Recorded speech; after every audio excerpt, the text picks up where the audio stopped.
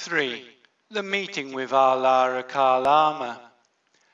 Then at another time, Prince, while still a youth, having beautiful black hair, endowed with auspicious youthfulness, in the prime of life, though my mother and father didn't like it, and were crying with tearful faces, after shaving off my hair and beard, and donning brown garments, I went forth from the home to the homeless life. When I had gone forth thus, searching for what was wholesome, the unsurpassed, noble and peaceful state, I approached Alara Kalama. And after approaching, I said this to Alara Kalama: I desire, friend Kalama, to lead the spiritual life in this Dhamma and discipline. When this was said, Prince, Alara Kalama said this to me: Live here, Venerable. This Dhamma is such that a wise man in no long time, having deep knowledge himself of what comes from his own teacher, can live, having directly experienced and attained it. Then, Prince, in no long time, I had soon mastered that Dhamma. Then, Prince, after a little time, merely through beating my lips, merely through repeating the prattling, I spoke knowingly about that teaching and confidently about that teaching, claiming, I know, I see, both I and others also. Then this occurred to me, monks: Alara Kalama did not declare, through mere faith in this Dhamma alone, I have deep knowledge of it myself, I live having directly experienced and attained it. For sure, Alara Kalama lives knowing and seeing this Dhamma. Then, Prince, I approached Alara Kalama, and after approaching, I said this to Alara Kalama: In what way, friend Kalama, do you declare, I have deep knowledge of this Dhamma myself, having directly experienced and attained it? When this was said, Prince, Alara Kalama declared the sphere of nothingness.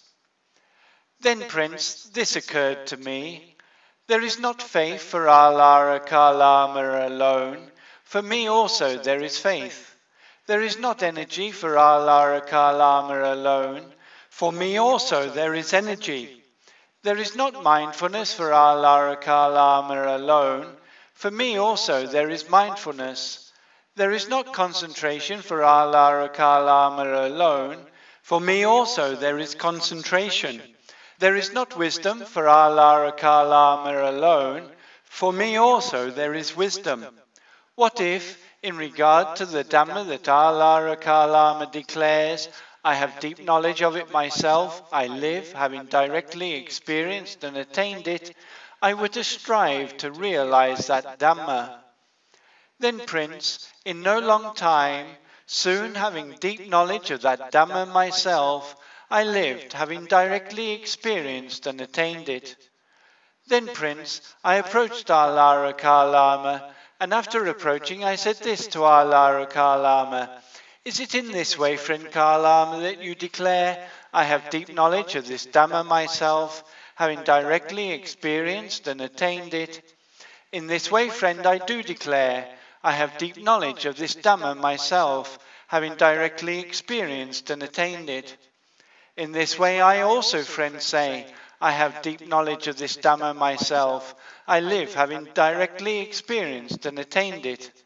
It is a gain for us, friend, it is a great gain for us, friend, that we see such a venerable with us in the spiritual life. Thus I declare, I have deep knowledge of this Dhamma myself, having directly experienced and attained it. And you have deep knowledge of this Dhamma yourself, and live having directly experienced and attained it. You have deep knowledge of this Dhamma yourself, and live having directly experienced and attained it. And I declare, I have deep knowledge of this Dhamma myself, having directly experienced and attained it. Thus the Dhamma I know is the Dhamma you know. The Dhamma you know is the Dhamma I know. Thus as I am, so are you. As you are, so am I. Come now, friend, the two of us will look after this group. Thus my teacher, Alara Kalama, Prince, placed me, the pupil, as equal, and in the very same position as himself, and worshipped me with the highest worship. Then, Prince, this occurred to me: this Dhamma does not lead to disenchantment, to dispassion, to cessation, to peace, to deep knowledge, to complete awakening, to Nibbana, but only as far as rebirth in the sphere of nothingness. Then, Prince, having not found satisfaction in that Dhamma, I was therefore disgusted with that Dhamma and went away.